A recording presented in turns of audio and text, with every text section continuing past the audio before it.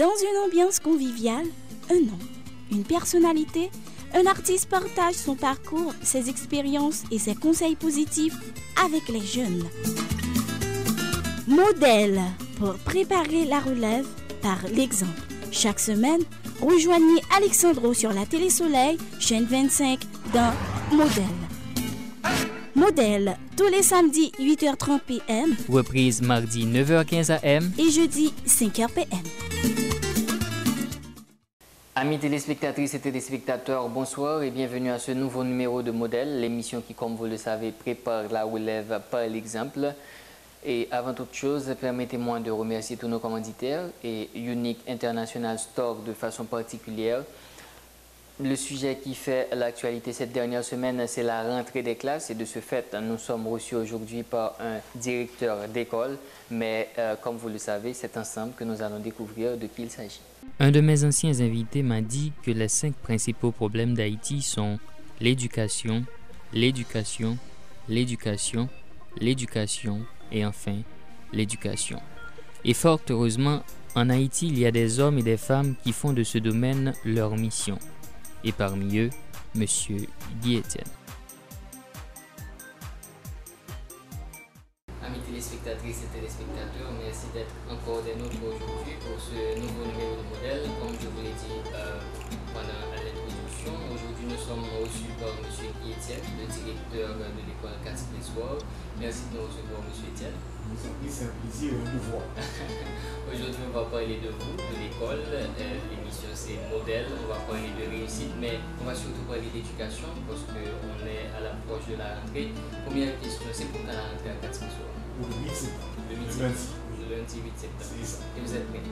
On est toujours prêt et on n'est jamais prêt. Ah bon? On est toujours prêt parce que nous faisons nos plans sur 5 ans et qu'on ajuste chaque année.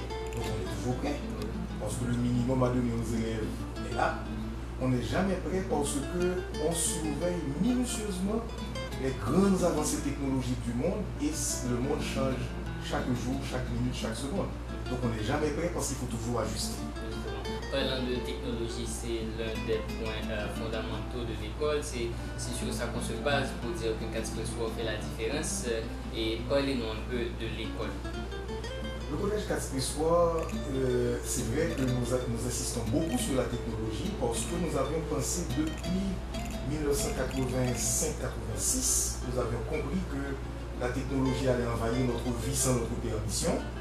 Nous avons pensé qu'il fallait introduire cette technologie dans l'école et c'est ainsi qu'on avait introduit déjà le premier ordinateur en 1987.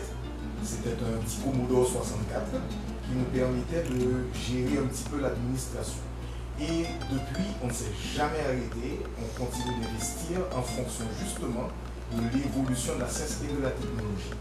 Et nous avons pensé que, puisque le choix qu'on a fait de l'école, c'est de préparer des acteurs de changement, des agents de développement. Parce que pour nous, l'école, ce n'est pas seulement venir apprendre le français, les mathématiques, la chimie. L'école, pour nous, c'est préparer des gens qui peuvent intervenir dans le développement de leur communauté. Donc les interactions entre l'école et la communauté, pour nous, ces interactions sont primordiales. Donc c'est ainsi qu'on a fait le choix, effectivement, d'insister sur la technologie et pour que les élèves soient prêts. Mais en cours de route, on a compris que la technologie n'est pas suffisante. Il faut des moyens de communication.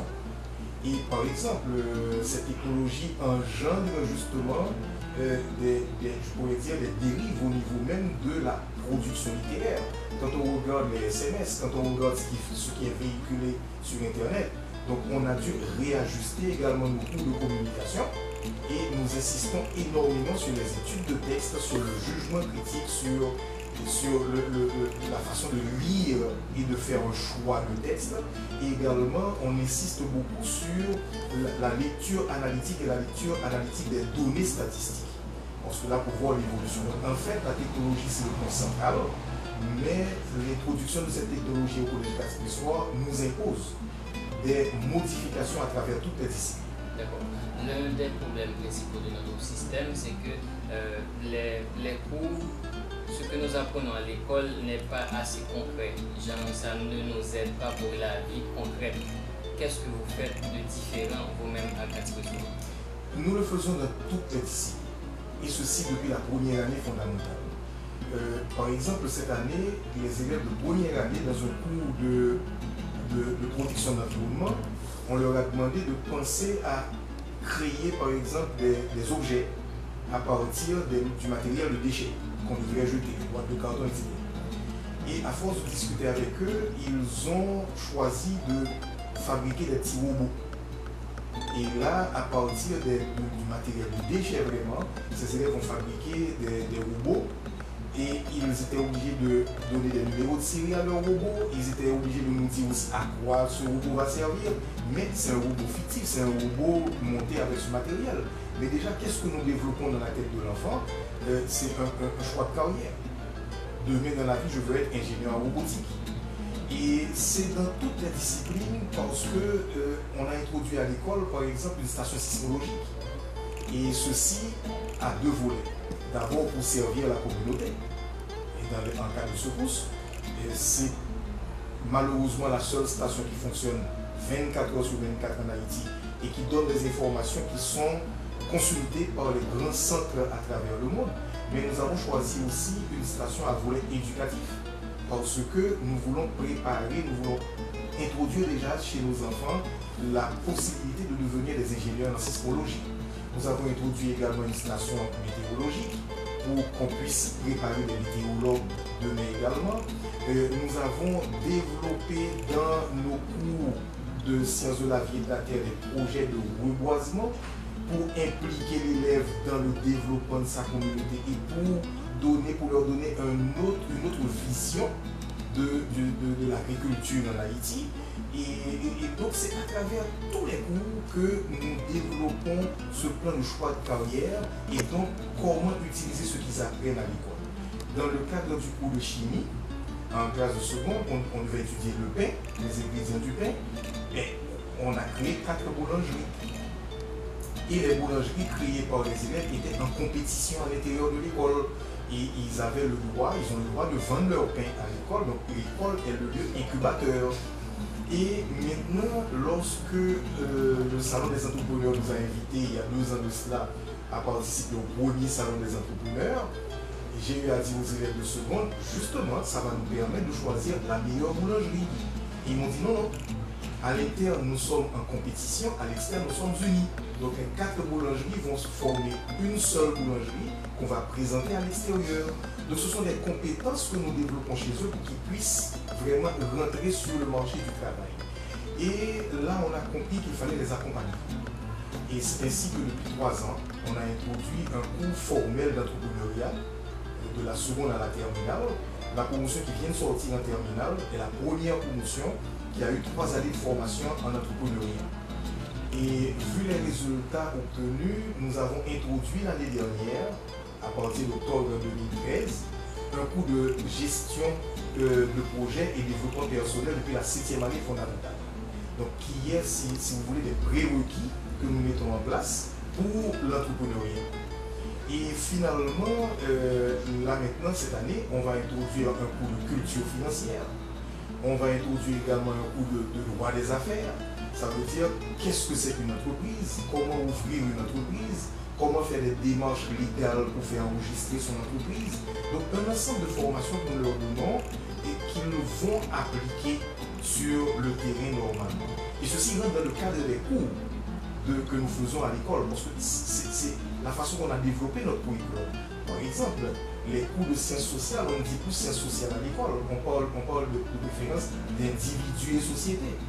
Donc comment, dans le cours d'individu et société, les élèves peuvent analyser leur société, déterminer les besoins de développement de la société et comment aller faire un choix de carrière plus tard pour pouvoir être utile au développement de la communauté. C'est vraiment différent de... Mais est-ce que vous ne pensez pas que vous sortez un peu du système éducatif haïtien? Nous ne sortons pas du système éducatif. En fait, avec les stratégies que nous utilisons ici à l'école, avec le matériel que nous avons, parce que nous avons un laboratoire de chimie physique, nous avons un laboratoire de SVT, sciences de la vie et de la terre, un laboratoire informatique, un centre de documentation multimédia. Avec ces stratégies et avec le bon niveau, je dirais l'excellent niveau des enseignants de l'école, on est capable de couvrir le programme officiel en 5 mois. Donc ça nous permet, on ne sort pas du système éducatif, mais on fait des ajouts.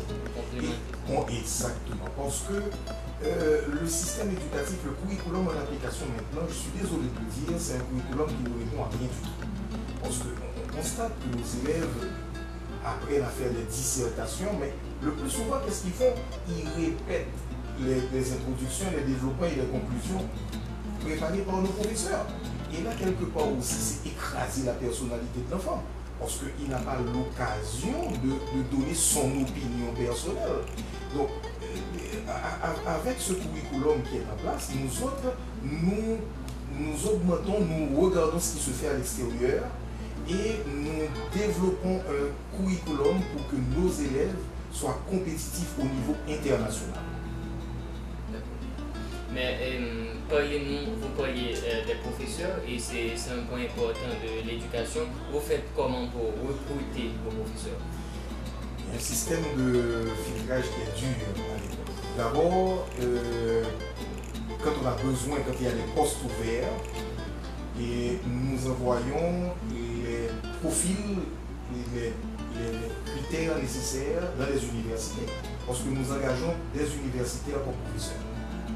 Pas forcément de l'école normale supérieure seulement, parce que de la faculté des sciences, de la faculté d'agronomie, on trouve de la faculté des sciences d'excellents professeurs de mathématiques. Évidemment, nous sommes obligés de faire la formation aussi avec eux, la formation pédagogique avec eux. Donc, dans un premier temps, on rend public le poste disponible. Donc, on demande de déposer des CV. Il y a une première étude qui est faite sur les CV, il y a un premier classement qui est fait. Ce classement, une fois fait, on demande à ces enseignants classés de venir remplir les formulaires à l'école, mais qui sont aussi des tests d'aptitude, des tests de communication, des tests de français. Parce que même quand l'enseignant va enseigner les mathématiques, il doit maîtriser son français. Le cours se fait en français. Le cours se fait en français. Il doit pouvoir changer de langage quand un élève ne comprend pas, quand des élèves ne comprennent pas. Donc un enseignant de mathématiques doit maîtriser le français. Donc il passe un test de français, un test de communication, un test d'attitude, un test de personnalité, et là c'est un deuxième niveau. Donc après correction, on fait une autre sélection. Et le troisième niveau, c'est les entrevues. Et après les entrevues, maintenant on fait le choix du professeur. C'est ainsi qu'on engage les professeurs au collège. D'accord. Et même, on vient de parler de l'école, mais l'école n'a pas été créée par M. Guy Etienne, mais M. Guy Etienne est venu apporter son apport parce qu'il ne vivait pas en Haïti, il a apporté un souffle nouveau à l'école. Mais qui est exactement M. Guy Etienne? Bon, je n'aime pas trop parler de moi, mais je vais être très succinct. D'abord, j'étais au collège Cathy-Soir, j'ai fait de la 9e année à la terminale au collège Cathy-Soir. Puis je suis rentré à la faculté des sciences parce que ma passion c'est les sciences. Et pour faire le génie civil. Et en cours de route, on a introduit la section de chimie à la faculté des sciences. Donc moi, je voulais faire le génie civil et les mathématiques. Et quand on a introduit la section de chimie, je fais partie de la première promotion de chimiste à la faculté des sciences. J'ai voulu faire les trois. Génie civil, mathématiques et chimie. C'était quasiment impossible. Donc j'ai fait le choix, le génie civil et la chimie, mais tout en continuant à suivre les cours de mathématiques. Et après, je suis parti pour l'université Paul Sabatier où j'ai fait des études au niveau maîtrise en chimie. Et quand je devais continuer ma formation jusqu'au doctorat, mon beau-père qui avait créé le collège, M. Ernest Vaval, qui avait avec Mme Vaval créé le collège Cathy-Soir en octobre 1955, il m'a écrit pour me demander de revenir, sinon qu'il allait fermer l'école. Bon, j'avais le choix entre ma formation personnelle et la formation des jeunes. Il m'a fallu une nuit de réflexion pour faire le choix de revenir en Haïti. Mais avec un objectif, préparer les élèves pour qu'ils aillent faire le doctorat que moi je ne peux pas faire. D'accord. Donc ça fait plusieurs doctorats à la place de votre doctorat. Exactement. Et un seul doctorat, bon, à quoi ça pourrait servir dans tout le pays, mais plusieurs doctorats. Et de fait, je suis très heureux de dire que j'ai beaucoup d'élèves, beaucoup d'anciens élèves qui sont arrivés à leur doctorat. Nous avons une qui travaille là maintenant à l'ULCPP, l'ingénieur Georges Salomon, qui a fait un doctorat en modélisation numérique, en fissure du béton, et elle va faire un deuxième doctorat en chimie des matériaux.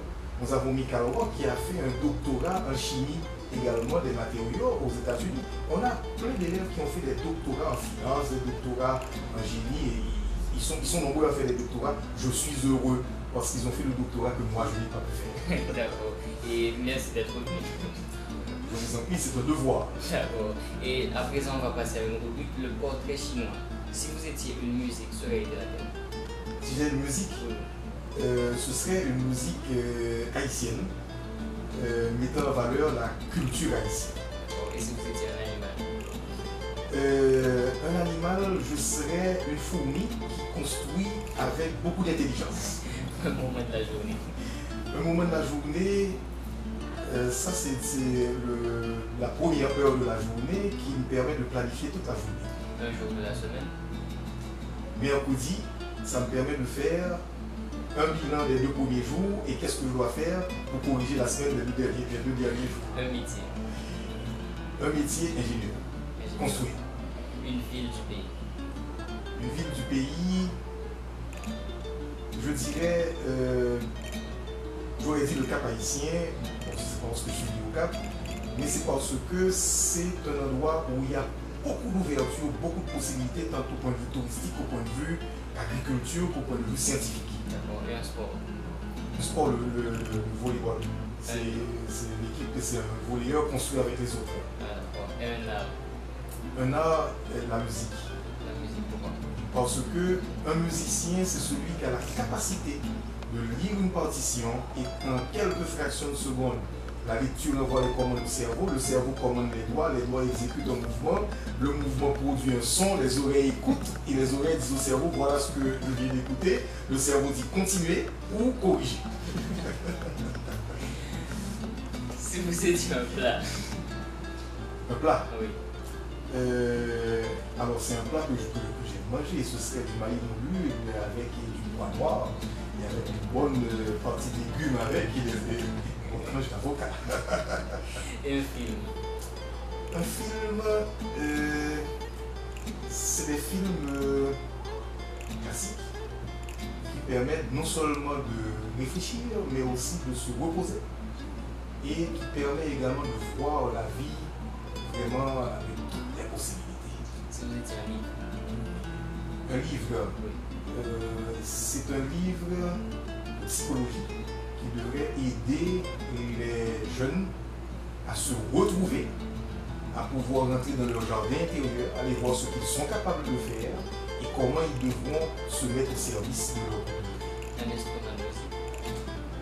Le saxophone, parce que là, vraiment, il y a tellement d'accords, il y a tellement de touches, mais l'harmonie du son avec toutes ces touches, c'est formidable. Une matière académique? La chimie, c'est la vie. Un proverbe, une citation, une passage? J'ai tendance à dire que l'échec est l'une des marches de l'escalier du succès. Ah bon. Et justement, on va parler d'échec et de succès pendant la prochaine partie. Actuellement, on va prendre une pause, on se retrouve tout de suite après. Très bien. La pause, on se retrouve tout de suite après.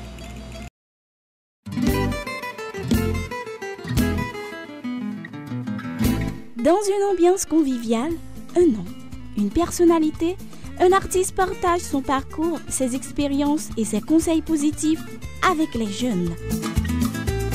Modèle pour préparer la relève par l'exemple. Chaque semaine, rejoignez Alexandro sur la Télé Soleil, chaîne 25 dans Modèle. Modèle, tous les samedis 8h30 p.m., reprise mardi 10h a.m. et jeudi 5h p.m.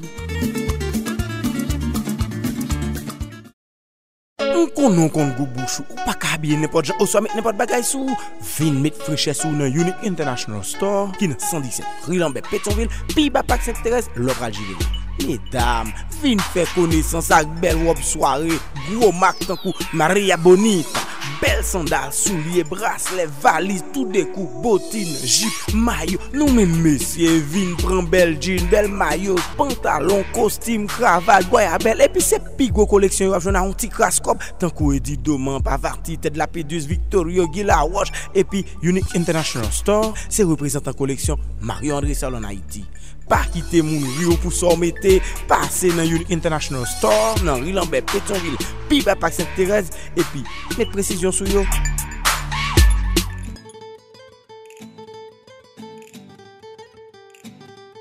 Voilà, de retour après la pause, amis téléspectatrices et téléspectateurs. Nous allons parler social, nous allons parler éducation. Monsieur Étienne, vous connaissez le système éducatif haïtien mieux que quiconque. Est-ce que vous pourriez nous en parler et aussi nous dire ce qui manque d'après vous, ce qu'on devrait changer? Bon, d'abord, je ne sais pas si c'est moi qui le système éducatif, mais c'est vrai que je m'investis beaucoup. Je m'investis beaucoup parce que ma conviction, un pays ne peut se développer que par un système éducatif pragmatique, solide et répondant vraiment aux besoins du pays. Le système éducatif haïtien, malheureusement, doit être changé radicalement parce que c'est absolument inadmissible de voir les élèves étudier par cœur un tas de notions sans comprendre. Et tout de suite après l'examen final, ou tout de suite après l'examen pour lequel ils se sont préparés, ils oublient. Et c'est pourquoi nous voyons les élèves constamment en train de réétudier avant les examens, alors que ça devrait être de préférence des révisions. Le système éducatif, le curriculum en lui-même ne répond pratiquement plus. Parce que quand on prend par exemple la physique, jusqu'à présent, un livre qui sert de livre de référence encore dans beaucoup trop d'institutions, d'écoles, c'est le livre de Hervé Péchard qui a été édité pour la dernière fois en France en 1945. Et c'est un livre qui ne tient pas compte des nouvelles découvertes en physique, en électricité, et donc c'est un livre qui est complètement dépassé. Désuet parce que en sciences expérimentales, les élèves étudient par cœur les expériences, ils étudient par cœur des notions, alors qu'il y a tout sur place pour pouvoir faire des manipulations avec eux. Donc c'est un système qui doit être changé radicalement. Nos élèves étudient l'histoire de Dessalines. C'est vrai que l'histoire, il faut regarder le passé, il faut être capable d'analyser le passé, mais le système éducatif actuel ne donne pas aux élèves les compétences pour analyser ce qui se passe là maintenant, actuellement. Parce que quelle est la place du pays à travers le monde? Pourquoi maintenant on hésite? Les Haïtiens commencent à hésiter à dire que nous sommes la première république noire indépendante. Pourquoi? Quelle est notre position? Nous sommes la première république noire indépendante, mais nous occupons quelle place au point de vue économique à travers le monde? Quelle place au point de vue système éducatif à travers le monde? Quelle place? Moi, ça me choque à tout moment d'entendre que Haïti est classé parmi les derniers en termes de corruption, en termes de développement, en termes de... Donc, le système éducatif ne répond plus. Il faut carrément le changer. Le changer maintenant, c'est voir quels sont les besoins de développement. Ça, c'est l'État qui doit, avec les universités, réfléchir et donner une ligne de conduite en disant, OK, dans les 20 prochaines années, nous aurons besoin de tant de médecins ou de tant d'ingénieurs ou de tant d'agronomes, mais pourquoi et faire la projection dans 10 ans, dans 15 ans, dans 20 ans, quels seront les besoins? Nous commençons à les préparer maintenant. Parce que les effets sur la formation, ça prend du temps pour pouvoir les observer. Et d'abord, on a 13 années sur les bancs de l'école, sans compter les 3 années du jardin d'enfants, donc ça fait 16 ans. Plus il faut compter à peu près 5 ans d'université en moyenne, ça ferait 21 ans. Donc il faut vraiment une vision à moyen terme et à long terme. Et là maintenant, entre-temps, multiplier les centres de formation des enseignants, multiplier les centres de formation des directeurs d'école, des directions d'école. Parce que venir avec un nouveau programme, oui, si les enseignants ne sont pas préparés, à quoi ça va servir? Et en même temps, demander au Parlement de voter des lois de protection des écoles, parce que c'est pas possible qu'on considère les écoles comme de vulgaires commerces maintenant. C'est pas possible. Une école, c'est un centre de formation, c'est un centre de service. Au contraire, les écoles doivent être protégées par la loi, protégées de manière fiscale par l'État pour tout en faisant des exigences de qualité. Et donc, un nouveau système éducatif, c'est un système qui devrait répondre vraiment aux besoins de développement à court terme, à moyen terme et à long terme, pour permettre à Haïti de prendre sa place au rang des grandes nations du monde. Parce que nos Haïtiens, nos jeunes sont capables. Ils sont vraiment capables.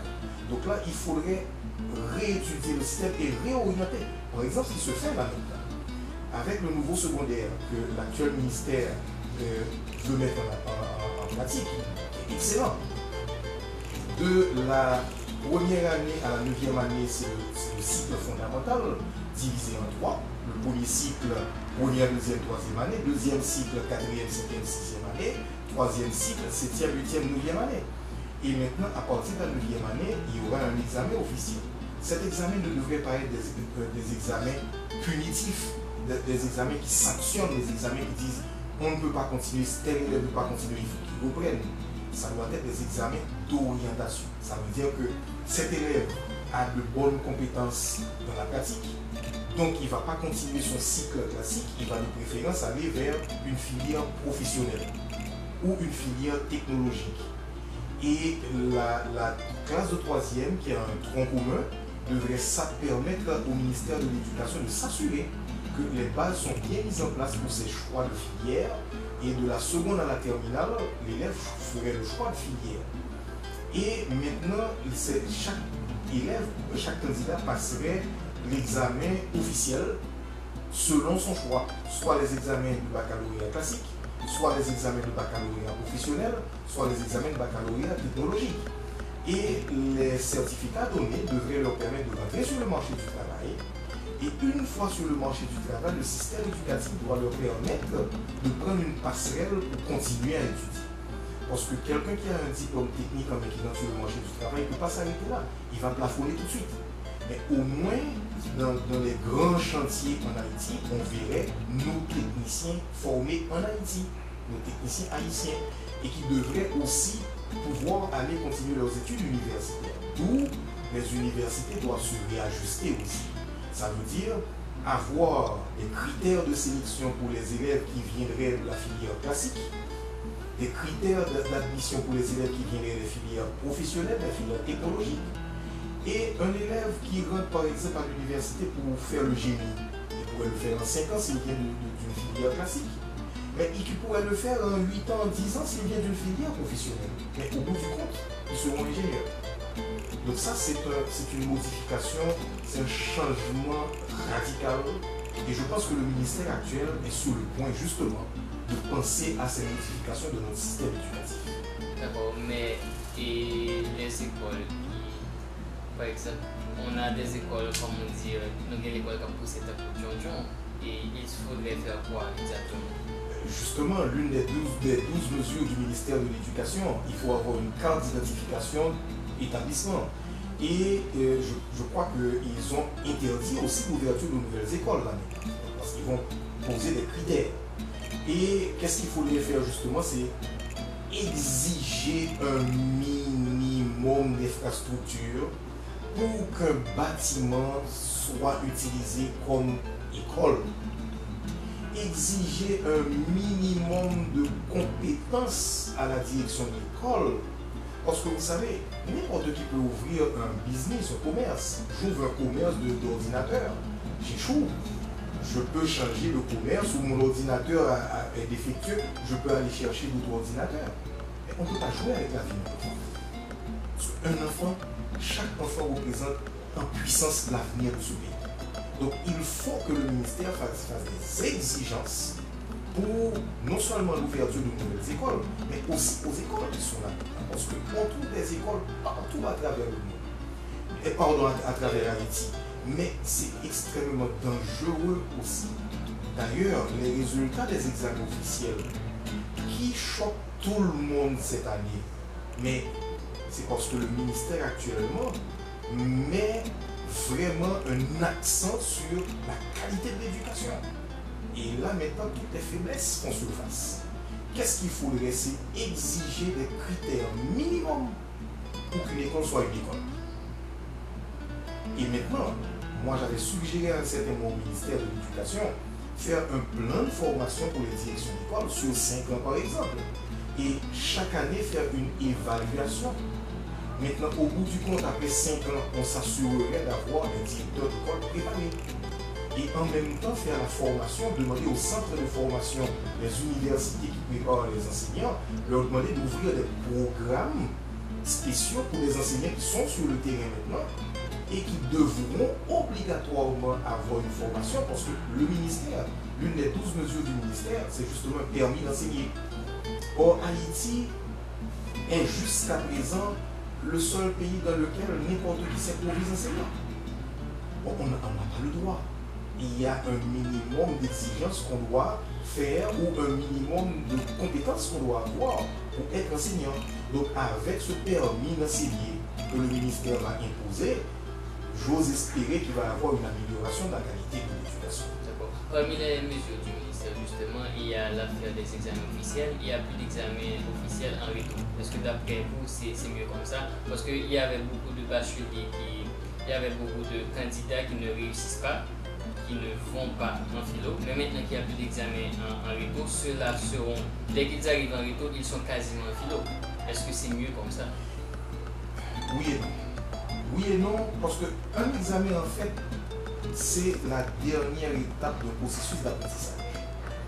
Or, aller évaluer en classe de première sans s'assurer que l'apprentissage a été fait correctement, à quoi ça va servir? D'ailleurs, les résultats sont là.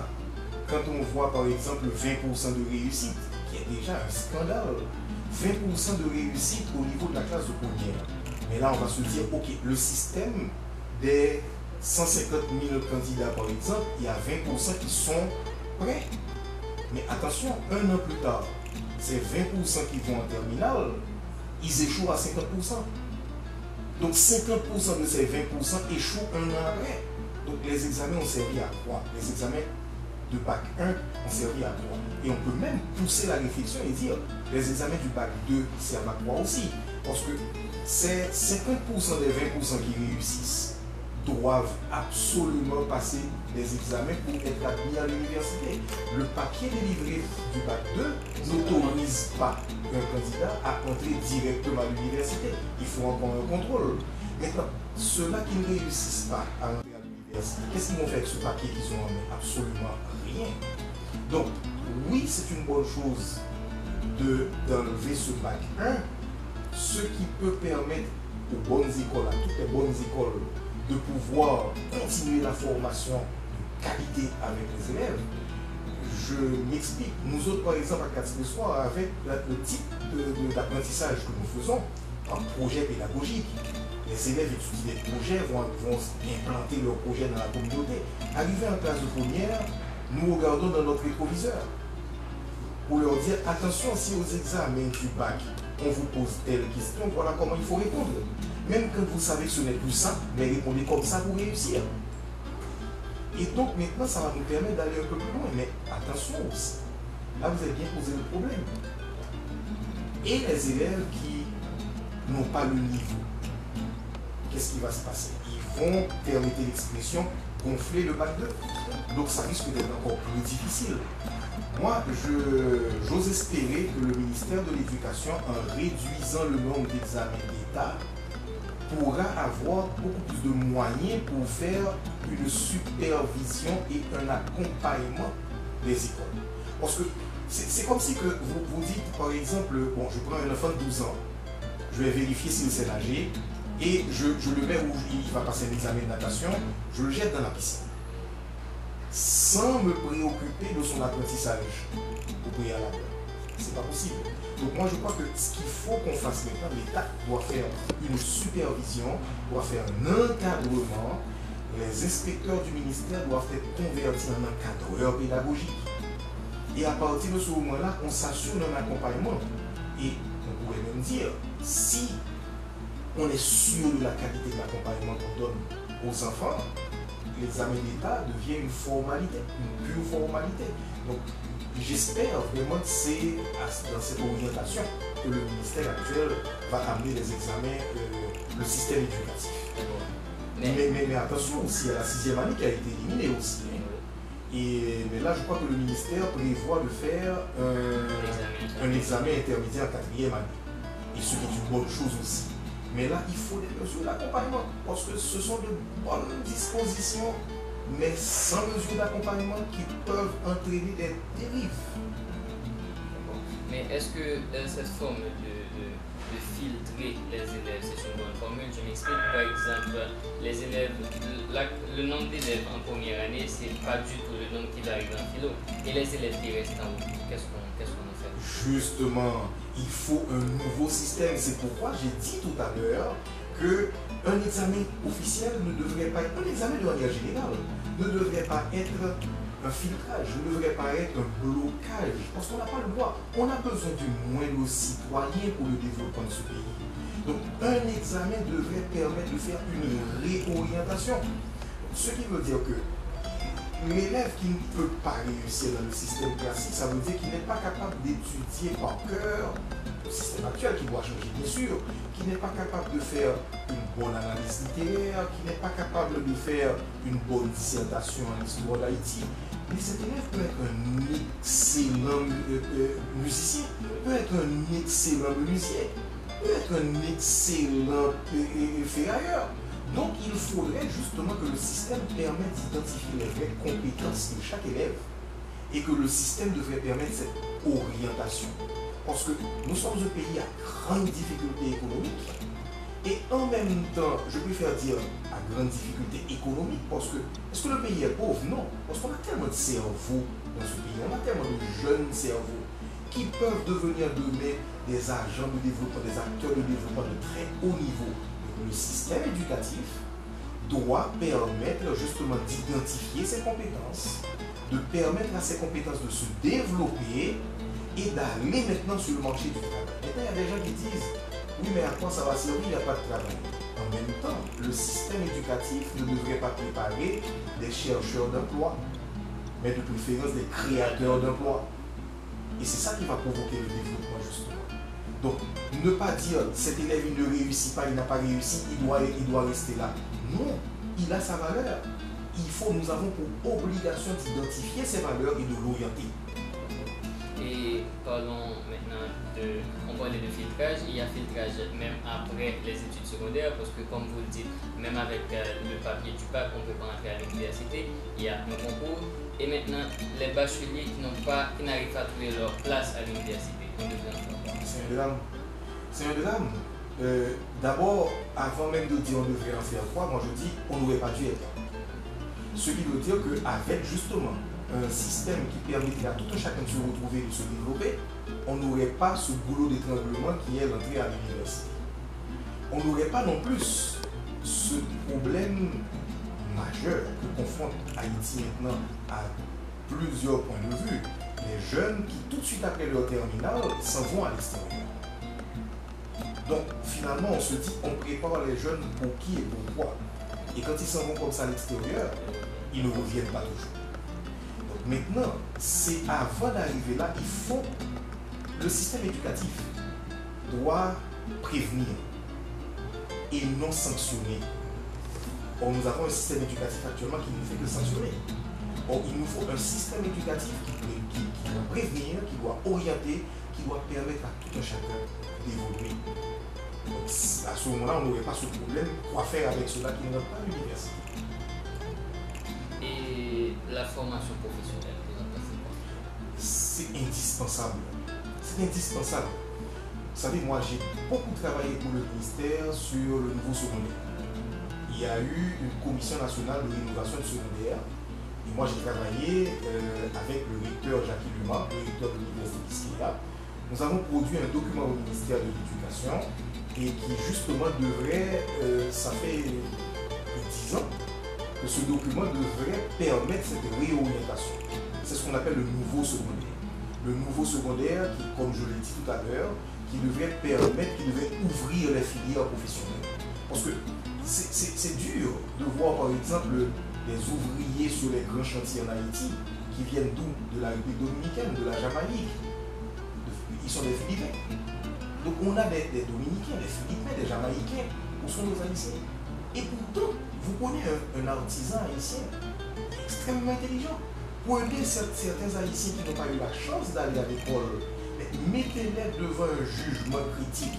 Ils peuvent mieux juger que ceux qui ont été à l'école. Donc, ce qui veut dire que la formation professionnelle est indispensable. Vraiment indispensable. Nous autres, au Collège Catherine-Soir, nous avons le projet vraiment d'ouvrir cette formation professionnelle. Mais là, on est en train de voir comment monter un partenariat, je peux le dire publiquement, avec Haïti Tech, qui fait vraiment la formation professionnelle. Il faudrait d'abord formater les Haïtiens à ce système-là, parce que un jeune qui sort d'une école professionnelle n'est pas vu comme celui qui sort de l'université. En effet. Et ça, c'est un problème de mentalité. Et justement, notre système éducatif nous porte à rêver, nous porte à vivre dans les nuages sans regarder la réalité. Écoutez, un diplômé de l'université n'a pas forcément plus de valeur qu'un bon technicien en mécanique. Un bon technicien en mécanique a autant sa place dans la société qu'un ingénieur. Un ingénieur civil qui va construire. Et moi, je peux en dire non, je suis ingénieur. Mais quand on n'a pas des ouvriers préparés, c'est une catastrophe. On est obligé, comme ingénieur, de jouer le rôle de foreman, de jouer le rôle de contremaître, de jouer le rôle de ferrailleur, de jouer le rôle même certaines fois de maçon. Donc, ce qui veut dire que si on a des techniciens préparés et qui gagnent leur vie, parce qu'un technicien qualifié peut gagner autant sa vie qu'un ingénieur ou médecin. Et donc, ça provoquerait, ça prendra du temps, je le reconnais. Parce que maintenant, quand on parle de formation professionnelle aux parents, ils ne voient pas leurs enfants en technique mécanique ou en technique. Mais dans tous les pays du monde, je n'invente pas. Quand on prend par exemple les États-Unis, c'est le principe de community college, des collèges sur 2 ans. Quand on prend le Canada, particulièrement le Québec, c'est le principe des cégeps. Quand on prend la France, c'est le principe des IUT, des instituts universitaires de technologie. Mais qu'on transforme maintenant de plus en plus en école professionnelle. Bon, là, je crois qu'il faut justement que notre système reformate la mentalité d'abord. Et avant de passer à la troisième partie, je vais vous poser une question un peu personnelle, disons, qui a rapport à Catherine Sport. Vous connaissez J'ai perdu le soleil? Pardon? J'ai perdu le soleil, le concours d'épilage sur la Télé Soleil. Oui, j'en ai entendu parler. Et pourquoi vous avez participé? Je ne sais pas trop. Vous ne savez pas? Je ne sais pas trop. Un élément de réponse. Les élèves travaillent énormément à l'école. Ils sont impliqués dans beaucoup de projets. Ils sont impliqués dans la réalisation de nombreux projets ayant un impact sur le développement de la communauté. Je me suis rendu compte que c'est peut-être une erreur. Nous orientons nos élèves sérieusement sur le côté concret, le côté pragmatique. Je fais ça, mais ça va servir à quoi tout de suite là maintenant? C'est vrai que ce concours va améliorer l'orthographe, ce qui est excellent, va améliorer la communication aussi. Mais nos élèves sont plutôt scientifiques, plutôt technologiques, plutôt orientés vers le développement de projets avec un impact très large sur la communauté. Justement, j'allais vous dire, est-ce que votre école n'est pas trop dirigée vers ce côté-là? Nous sommes d'accord. Vous savez, rien n'est parfait. Oui. Rien n'est parfait. Il faut diversifier, justement. Et là, bon, évidemment, nos élèves participent aussi à beaucoup de concours littéraires. Beaucoup de concours littéraires. Il y a 2 années, nous avons gagné pratiquement presque tous les prix du concours organisé par Daniela Ferrière, par exemple. Et nos élèves participent à beaucoup de concours, tant au niveau national qu'au niveau international. Nous avons des élèves qui s'en vont aussi en Espagne après le concours organisé par l'ambassade d'Espagne. On a eu une élève qui a participé à ce concours, qui a gagné, qui est parti. Oui, c'est vrai.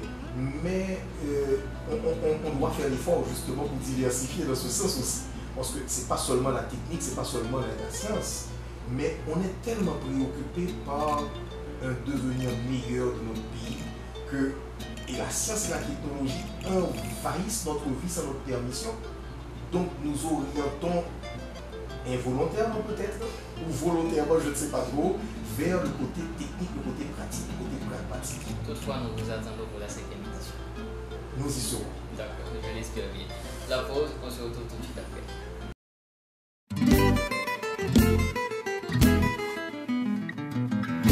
Dans une ambiance conviviale, un nom, une personnalité, un artiste partage son parcours, ses expériences et ses conseils positifs avec les jeunes. Modèle pour préparer la relève par l'exemple.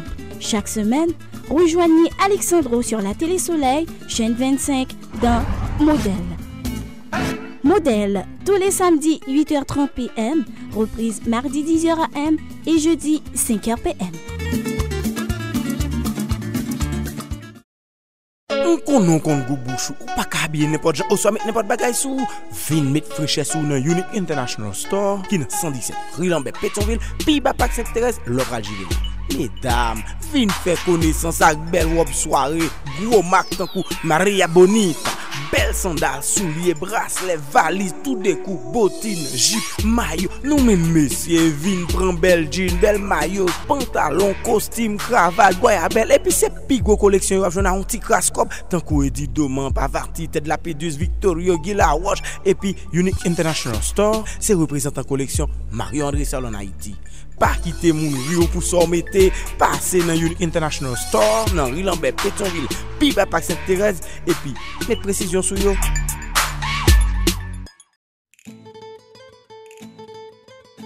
Voilà, de retour après la pause, nous entamons la partie jeunesse. Monsieur Etienne, comment vous voyez la jeunesse haïtienne actuelle? C'est une jeunesse qui a beaucoup de possibilités, beaucoup de potentialités. Parce que quand on les met dans un système de production, ils font des merveilles. Mais c'est une jeunesse qui malheureusement n'est pas trop bien encadrée. Et là, c'est une jeunesse qui a tendance à copier tout ce qui est facile, à s'en aller vers les facilités, vers les dérives, le comportement aussi. Et moi, je crois que c'est une jeunesse qui nécessite beaucoup d'encadrement. Et avec cet encadrement-là, on peut espérer vraiment une explosion vers un développement réel de notre pays. Et quelle est votre définition du succès? Le succès pour nous, c'est l'autorisation de continuer. Et l'échec? L'échec pour nous, c'est l'une des marches de l'escalier du succès. Ce qui veut dire que quand on échoue, on doit pouvoir se relever, monter sur l'échec et ne plus le regarder pour aller vers l'avant. D'accord, si vous pouvez recommencer, vous auriez fait quoi comme changement? Donner un peu plus d'encadrement aux écoles publiques, par exemple, parce qu'il y a beaucoup de jeunes qui sont dans d'énormes possibilités, mais qui n'ont pas suffisamment d'encadrement. D'accord. Si je vous demande de remercier une seule personne parmi toutes celles qui ont contribué à faire de vous ce que vous êtes aujourd'hui? Ma mère. D'accord. Et si on vient vous enlever tout ce que vous avez, quasiment tout, et on vous laisse une seule chose, vous demanderiez comment on vous laisse quoi? Mon intelligence. Votre intelligence. Pourquoi? Parce qu'avec mon intelligence, je peux tout reconstruire. D'accord. De quelle invention vous rêvez? Qu'est-ce qui, d'après vous, n'a pas été encore créé, mais qui est important? Une machine qui permettrait aux handicapés de manière générale de pouvoir vivre comme ceux-là qui ont tout leur sens. Et une dernière question, comment vous comprenez et comment vous voyez ce rapport des jeunes avec la technologie? Malheureusement, il y a trop de dérives. Trop de dérives parce qu'ils utilisent la technologie. D'abord, c'est un impact extrêmement négatif sur l'orthographe. Il y a trop de dérives. Quand on prend par exemple les réseaux sociaux, moi je vois que les jeunes exposent leur vie sur les réseaux sociaux, exposent leur intimité sur les réseaux sociaux, sans comprendre que ça peut leur être très fatal demain dans la vie. Moi je crois que les jeunes utilisent trop cette technologie dans le sens de faciliter et qui provoque trop de dérives. Moi je crois qu'il est temps que les jeunes comprennent que la technologie est un outil de développement. c'est extrêmement important parce que là maintenant quand on voit à tous les niveaux, tous les jeunes ont un téléphone cellulaire, mais ils font quoi avec? Je crois qu'il faut qu'ils comprennent que la technologie est un outil de développement. Nous allons observer une autre pause et au retour vous allez conseiller les jeunes. À la pause, on se retrouve tout de suite après.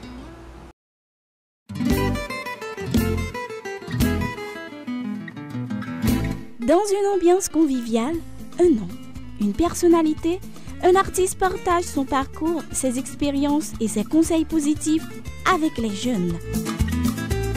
Modèle pour préparer la relève par l'exemple. Chaque semaine, rejoignez Alexandro sur la Télé Soleil, chaîne 25 dans Modèle. Modèle, tous les samedis 8h30 p.m., reprise mardi 10h a.m. et jeudi 5h p.m. On compte goubouchou ou pas habiller n'importe gens ou soit mettre n'importe bagaille sous vin mettre fraîcheur sous dans Unique International Store qui dans 117 rue Lambert Pétionville puis Bapak Sainte-Thérèse l'Opéra Gilles. Mesdames, vin faire connaissance avec belle robe soirée, gros marque tant coup Maria Bonita, belle sandales, souliers, bracelets, valises, tout des coups, bottines, jupe, maillot. Nous même messieurs, vin prend belle jean, belle maillot, pantalon, costume, cravate, goyabelle et puis c'est pigo collection yo a un petit crascope tant qu'on dit Doman, Pavarti, tête de la Pédus, Victorio, Gila Wash et puis Unique International Store, c'est représentant collection Mario André Salon Haïti. Pas quitter mon rio pour s'en mettre, passer dans Unique International Store, dans Rue Lambert Pétionville, puis Bapak Sainte-Thérèse et puis mettre précision sur yo. Nous voilà de retour après la pause, amis téléspectatrices et téléspectateurs. Monsieur Etienne a voulu nous montrer que son école n'est pas que scientifique et technologique, mais qu'elle est aussi artistique. Il nous a permis de voir ses élèves en pleine répétition. Là, c'est la fanfare de l'école. Donc, on va vous permettre de suivre avec nous quelques minutes de répétition de la fanfare de l'école 4 Expressions. 2, 3.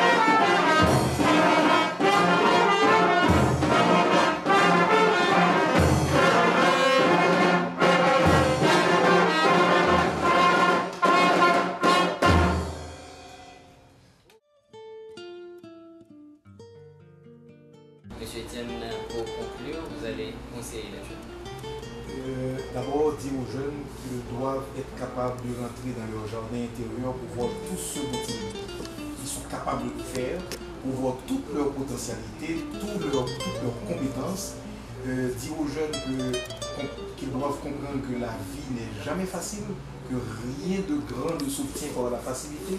Il faut beaucoup d'efforts. Il n'y a pas d'ascenseur pour la réussite. Il faut absolument passer par l'escalier des efforts. D'accord. Merci beaucoup, M. Etienne. Merci pour les conseils. Merci de nous avoir reçus. Merci pour ce que vous faites au sein de la société haïtienne. Et j'espère que la prochaine fois, on aura besoin de vous, serez aussi disponible et disposé. Toujours disponible quand il s'agit du développement de mon pays. Et je vais revenir avec l'invitation. Vous attendez pour la 5e édition de Gita. Je vais envoyer au responsable de l'enseignement de la communication. Effectivement, les élèves doivent aller participer. D'accord. Merci amis téléspectatrices et téléspectateurs de nous avoir suivis. On se dit en se disant au revoir et à bientôt.